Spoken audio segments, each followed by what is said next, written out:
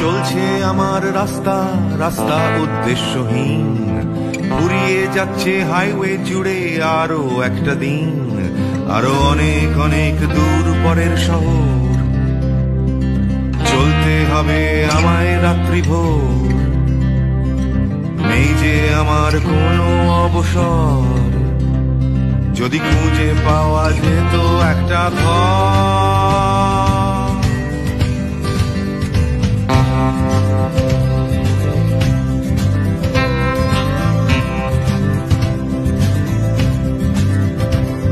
আমি বেরিয়ে পড়েছিলাম ফেলে হাজার পিছু টান, ছিল না গন্তব্য শুধু ছিল অনেক গান। সেই গানগুলো আজ গেছে কোথায় পড়ে আমার অজান্তেই রাস্তার ধারে। যদি খুঁজে পাওয়া যেত হঠাৎ করে, যদি খুঁজে পাওয়া যেত ঠিকানা।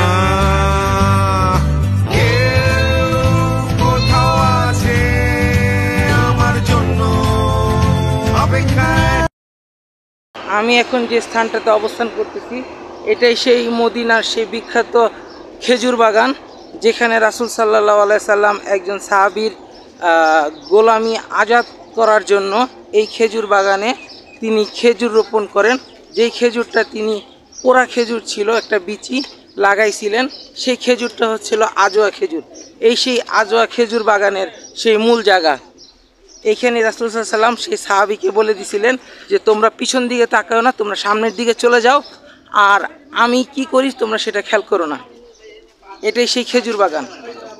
আর এইখানকার বৈশিষ্ট্য হচ্ছে এখানে হাজিদেরকে, এইখানকার যিনি বর্তমান সময়ে যারা আছে মানুষ আছে, তারা এখানে হাজিদেরকে 1 কেজি পরিমাণ ফ্রি দেয়, খেজুর ফ্রি দেয়। এটাই সেই খেজুর বাগান। এই যে, এবং এখানে পানির ব্যবস্থাও আছে, চাইলে আপনি খেজুর খেতেও পারবেন। তো এইখানে গেলে আপনাদের হাজিদেরকে দিবে। এই যে ভিতরে, এই যে এইখানেই সব কিছুর ব্যবস্থা।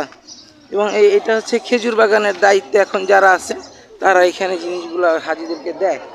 আমাদের বেশি দরকার নাই, আমরা এখান থেকে যা পাবো তাই আলহামদুলিল্লাহ। এই যে খাবারের দোকান, সব ফ্রি, একতলা ফ্রি।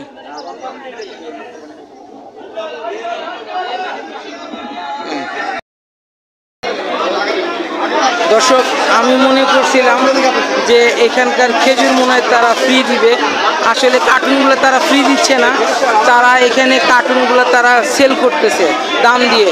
শুধুমাত্র 1-2টা খেজুর হাজি সাহেবরা ফ্রি খাইতে পারে, সেটা কোনো সমস্যা নাই। কিন্তু এই জায়গাতে এখন খেজুরের দাম অনেক বেশি, অনেক বেশি।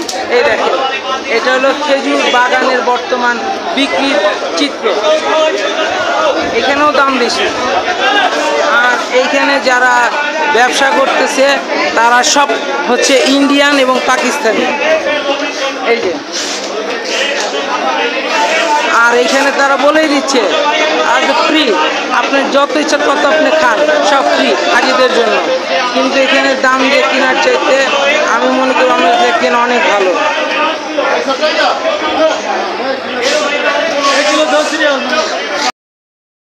এই খেজুর বাগানের পাশেই খাবারের দোকান, এইখানে যে সিঙ্গারা পাকোড়া বিভিন্ন জিনিস বিক্রি করতেছে।